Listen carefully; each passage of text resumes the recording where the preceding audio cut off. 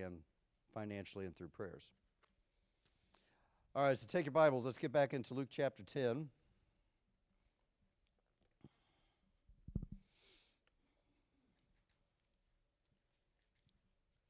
And remember, we talked about this last week.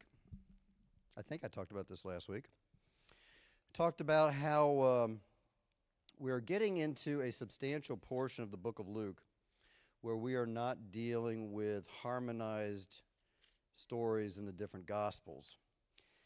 It'll actually be a while before we touch base on anything that we're going to see in any of the other Gospels.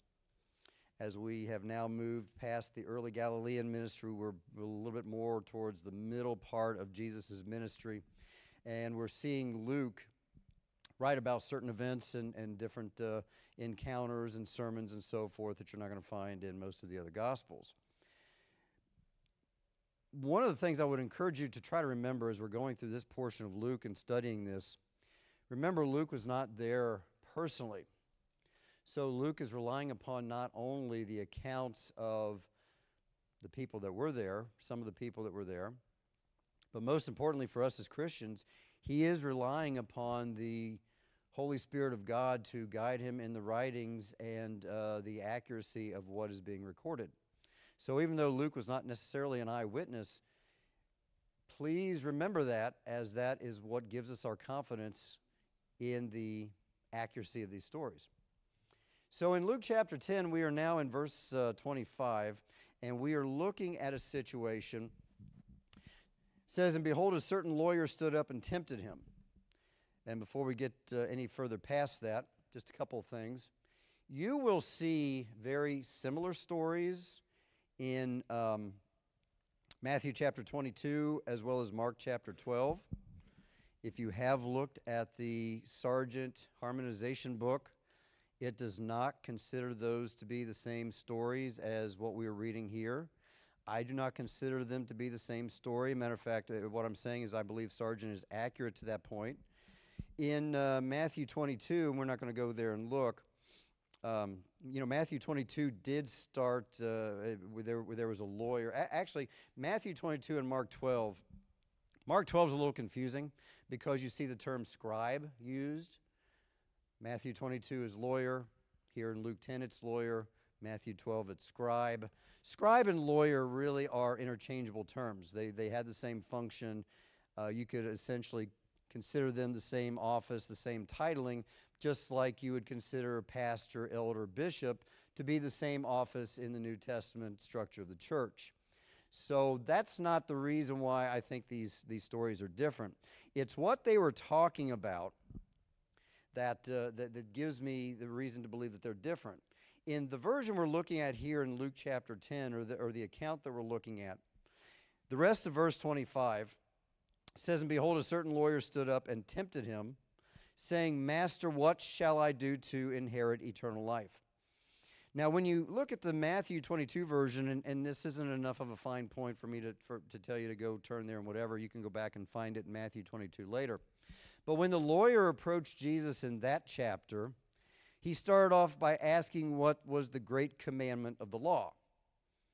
These are not interchangeable questions, nor can we assume that these are just variations of different questions. If you actually go back, look at the Matthew 22 account, it does not play out the same way that we are going to see here in Luke 10. The Mark 12 version, it's the same thing. Mark 12, when you read that encounter with the person that's actually described by Mark as a scribe, there is a different, in Mark 22, the lawyer was asking that to tempt Jesus, just like the Luke 10 version. In Mark 12, there was an actual genuine sincerity about the encounter with that individual, a sincerity that you don't see in Matthew 22 or this account. So for those reasons, that's why to me, I feel it's safe to caution you guys, even though if you have a Bible that cross-references those two accounts, again, like my Thompson does, my Thompson, it says right here next to the verse in the cross-references, it says a lawyer's question, and then it's got the Matthew 22 and Mark 12 cross-references. I don't necessarily think the Thompson is trying to imply that it's necessarily the same story, but it's the same theme in terms of a lawyer is questioning Jesus. Well, now, how coincidental is it that you would have three lawyers, three separate occasions, asking three different questions of Jesus? And the answer is, it's not shocking at all. Because remember, as we are going through this portion of Jesus' ministry, the Pharisees, the Sadducees, those two groups were not aligned, generally speaking, on virtually anything. The rest of the religious crowd, it was one of those deals where you have two enemies who are united by the common enemy that they consider to be the greater threat. So you've got the entirety of Judaistic religious folks trying to expose Jesus or find some fault in him, something they can trip him up in essence, some reason to basically get him to commit blasphemy and put him to death is really what's going on. So these lawyers are really, I believe the exception of Mark 12, because I believe that person genuinely had some conviction that brought him to Jesus to ask the question, kind of like Nicodemus in John 3. But certainly at least two of these occasions, I don't think it's too outrageous to believe that, the Pharisees, they got these hired guns. The lawyers were the experts in the law. They were good at talking and all this other stuff. If anybody can trip Jesus up, it should be these guys. So that's what's going on here.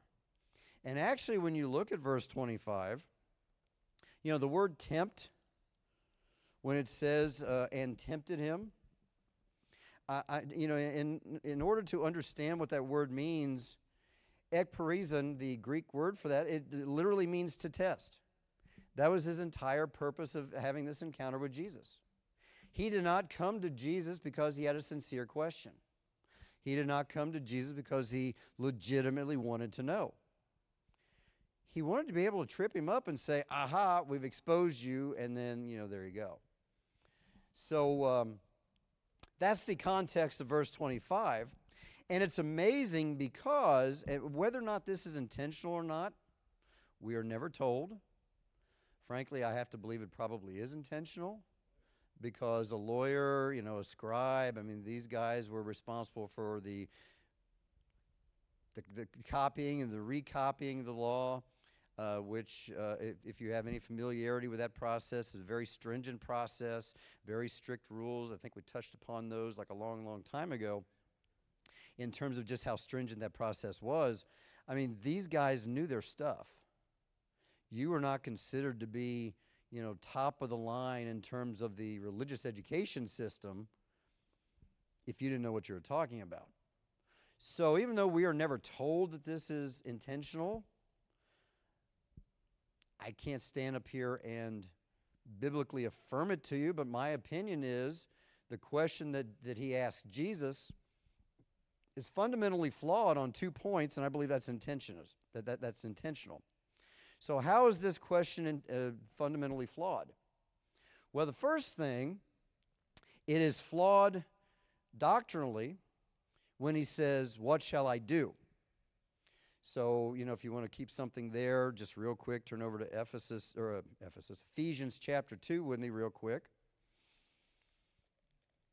Verses that you all know by heart, probably, or if not, you have the general gist. But just exposing exactly, doctrinally speaking, Paul writes to the church at Ephesus in chapter 2, verses 8 and 9, for by grace are you saved through faith, and that not of yourselves, it is the gift of God, not of works, lest any man should boast. So you go back to Luke chapter 10. Very clearly his question, what shall I do, doctrinally speaking, is flawed because you don't ever do anything to, I'll use the little air quotes here, inherit eternal life, which is the next problem we're going to talk about here in a second. That might not in and of itself been as intentional because remember at this point in time, the Jewish religion was a completely works-based salvational model. Basically, they had over 600 plus laws of the Torah at the time, many of which based on the actual law of Moses, many others of which based solely on tradition. And basically, it was you do your best to keep all these laws, and you're good to go. You get to heaven or whatever. But the second part of this, the second fundamental flaw, what shall I do to inherit eternal life?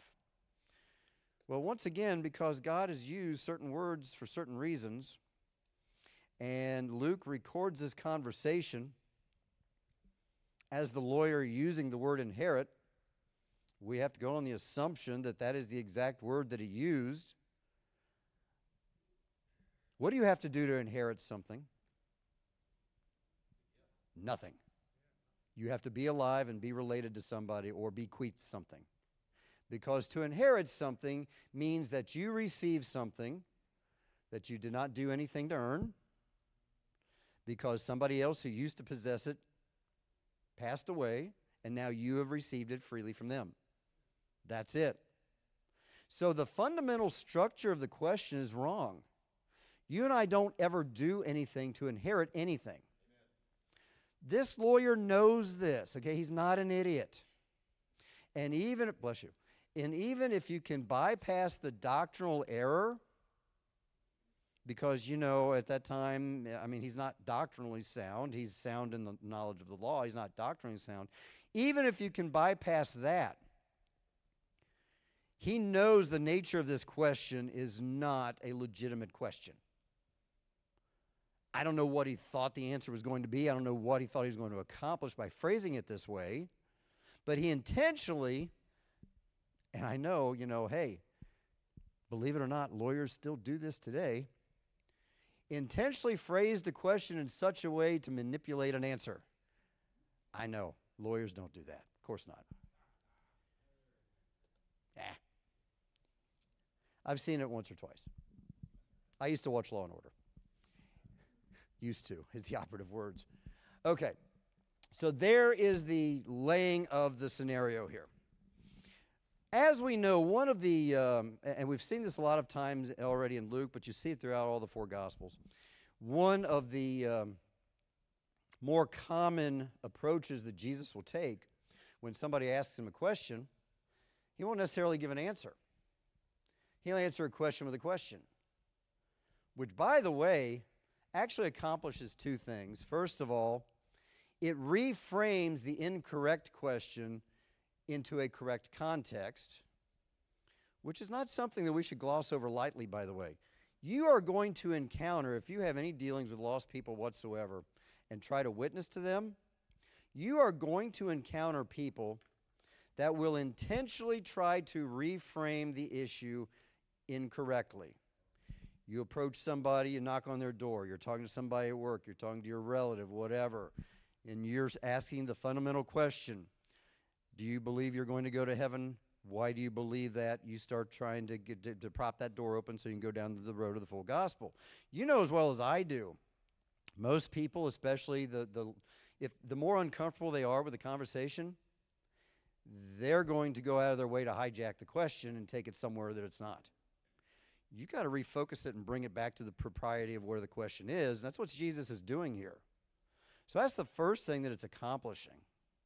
The second thing that it's accomplishing, and again, I can't veer to the intention of Jesus here, but I just know on a basic human level, Matt asks me a question, I don't answer. I answer his question with a question. Matt, does that frustrate you when somebody does that? It absolutely irks me. And if you do it to me in the wrong setting, it's going to be a bad situation, because it does happen professionally sometimes. But Jesus is trying to catch it. This guy has come in with the game plan. This is the strategy, because all lawyers do. Things have not changed over 2,000 years. All lawyers come in, and they come in with their game plan, and this is the strategy, and you stick to the strategy, everything's going to work out. Then you go, all of a sudden, you got this guy asking you a question instead of answering your question. Now you're out of the game plan. So now Jesus is throwing him off of his game to engage in an honest conversation. And it's one simple question. What is written? Well, two, actually, if you want to take it and look at the division of it. What is written in the law? How readest thou? In other words, you're the lawyer. You're the smart guy. You're the one that's supposed to be much more familiar with the law than I am, because, at this point, Jesus, even though he's a rabbi and he's went around and he's taught in the synagogues and whatever, the bottom line is, what is he actually still to them? The lowly son of the carpenter, and to some people, even the B word because of the questioning of his parentage. Remember, that's also a factor in this. It isn't just the fact that he's a carpenter. It's the fact that he's the carpenter who was born to parents who weren't married yet when they conceived him. Perception of the human eye. We all know how that played out in reality, but you know what I'm saying. So this is still the mentality that they're looking at Jesus with.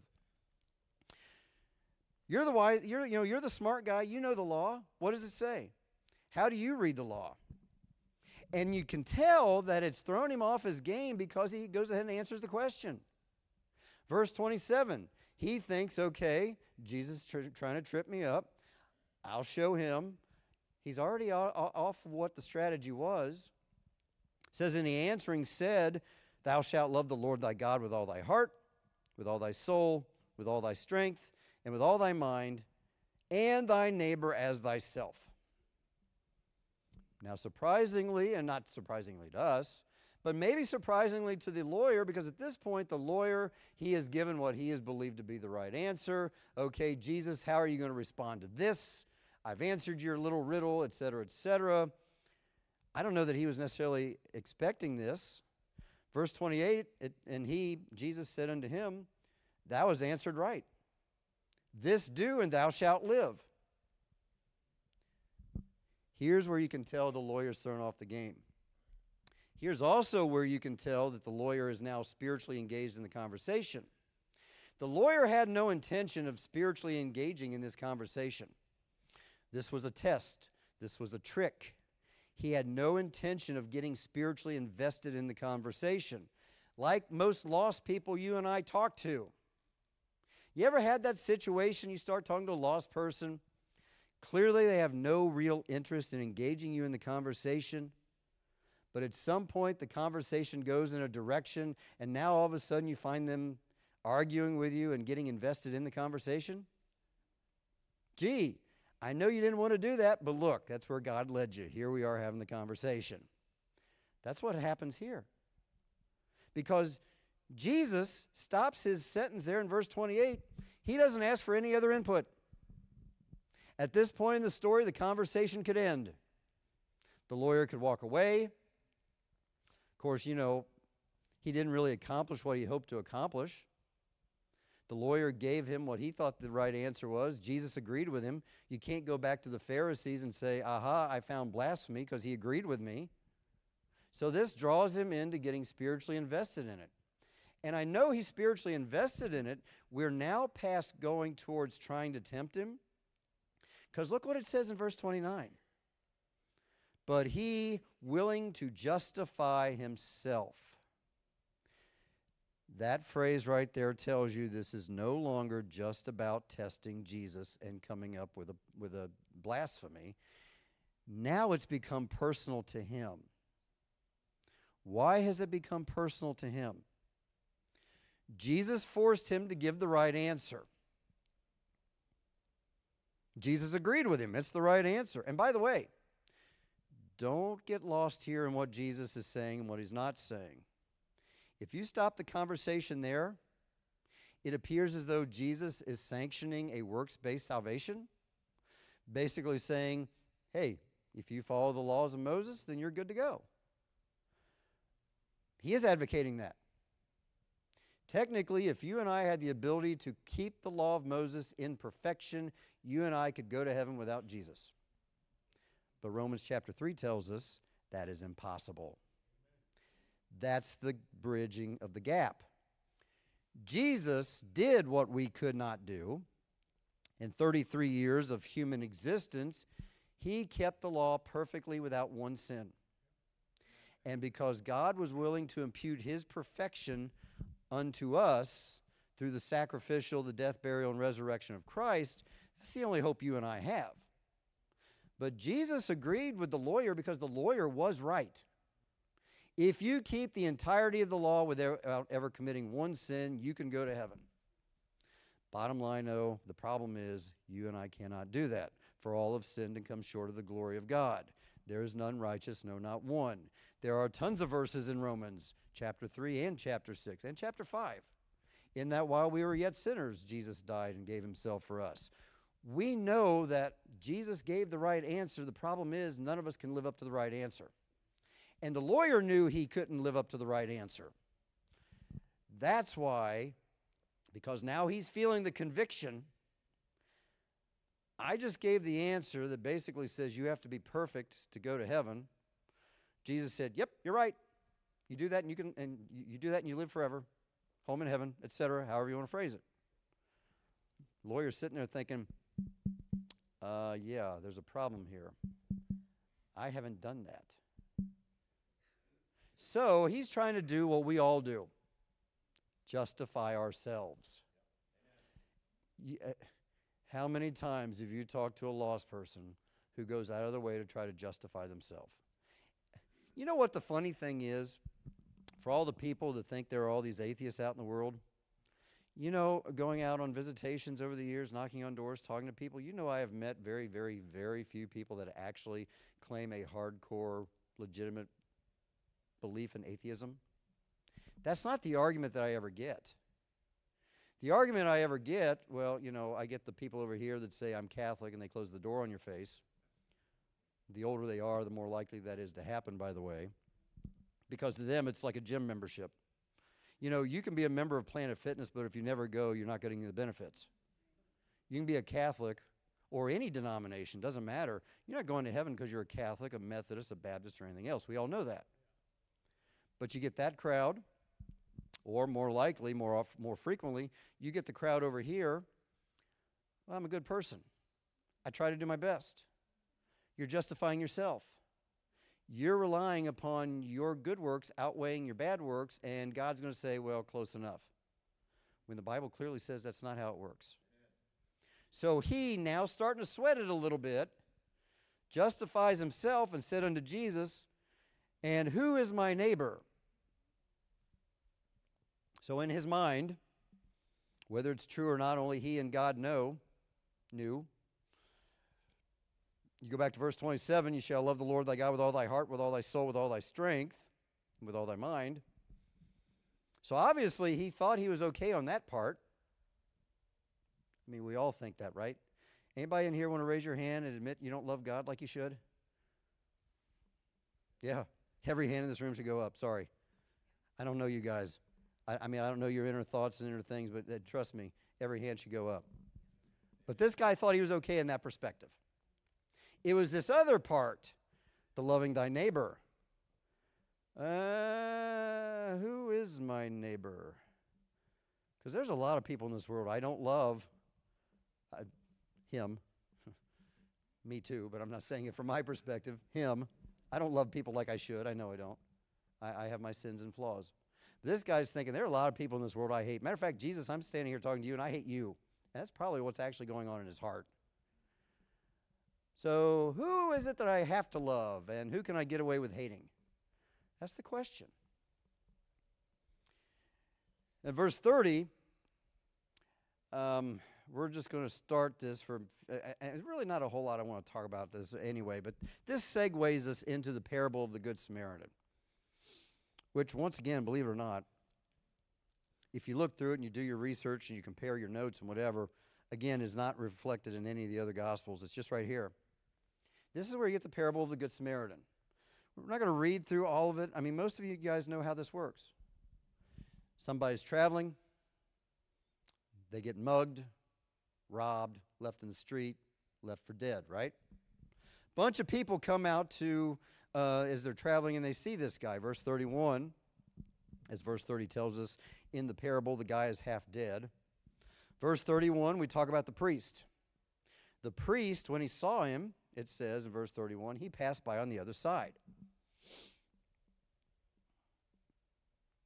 You want Brother Wally, as a known pastor of our church, to see somebody, helpless in a parking lot up here at the Shell station and just turn their head and walk around them like nothing ever happened? Is that a good look for us as a church? Is that a good look for Brother Wally as a pastor? Is that the right thing to do? The answer to all those questions is no. But that's what the priest does. Then we see a Levite. A Levite and priests are different. They have different roles and different functions. You go all the way back to the book of Exodus, how God set it up. It can be easy to confuse what's the difference between a priest and a Levite. The response is there's a difference. Go study it in the Old Testament. It's not the purpose of this message, but there's a reason why there's a priest and a Levite. The Levite, likewise, verse 32, came and looked on him, and he also passed by on the other side. Verse 33, we see a Samaritan. There is a reason why this person is, for the purpose of the parable, identified as a Samaritan. You know anything about why it was such a big deal that Jesus talked to the Samaritan woman at the well? The big deal why Jesus was even in Samaria in the first place. The Jews and the Samaritans hated each other, going all the way back once again to the olden times, the Old Testament. The Jews did not speak to the Samaritans. If there was anything lower than the carpenter whose parentage was questioned, it was a Samaritan. Because at least the carpenter whose parentage was questioned, at least he was Jewish. The Samaritans were as low as you got on the Jewish food chain. So Jesus is purposely using this person, the person that you would hate the most for no reason in the world, the person that you would exercise the greatest of all your prejudices towards. This person comes along, and in the parable, verse 34 says at the end of verse 33, it says he had compassion on him. He went to him, bound up his wounds, pouring in oil and wine, set him on his own beast, brought him to an inn, took care of him. And on the morrow, when he departed, he took out 2 pence, gave them to the host or the innkeeper, whatever. Said unto him, take care of him, and whatsoever thou spendest more, when I come again, I will repay thee. Jesus says, which now of these 3 thinkest thou was neighbor unto him that fell among the thieves? One of the things that you don't see here, by the way, going back to verse 30, he doesn't specify this, but I think it's certainly implied. The man who got robbed and left in the street never says he's Jewish, but he probably is, because he's going from Jerusalem to Jericho. And that's also a very important part of the story. It wasn't the fact that the Samaritan was the only one of the 3 that helped somebody else out. It was the fact that the Samaritan helped out a Jew, who, again, the Samaritan was taught to hate. The Jew, had he not been laying there in the street, would have been taught to hate the Samaritan. So who is neighbor to this guy? The Jewish Levite, the Jewish priest, both of who represent how Jews should treat other Jews at a minimum in this, context of the culture. Jewish religious people. Verse 37, the guy, upon conviction, he said, he that showed mercy on him. Then said Jesus unto him, go and do thou likewise. Now, that's the end of the conversation with the lawyer. We don't ever know what happened to the lawyer. He may have ended up getting saved sometime. We don't know. We're never told. He may have ran back to the Pharisees with a bad report, or he might have we don't know what happened to the lawyer. But we do know he at least felt conviction to give the right answer in verse 37. Even he, with all of his education, with all of his religious prejudices, with all of his cultural prejudices, even he was convicted to recognize, you know what? I'm supposed to be merciful to even the people that I don't want to show mercy on. And that is the true meaning of what Jesus was trying to tell him about loving thy neighbor. So anyway, we will pick up a couple comments as we get through the rest of chapter 10, probably jump into chapter 11 next week a little bit as well. So that's where we will pick up.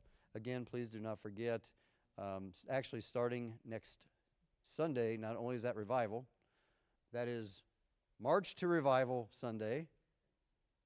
Followed the week after that, March back to Sunday School Sunday.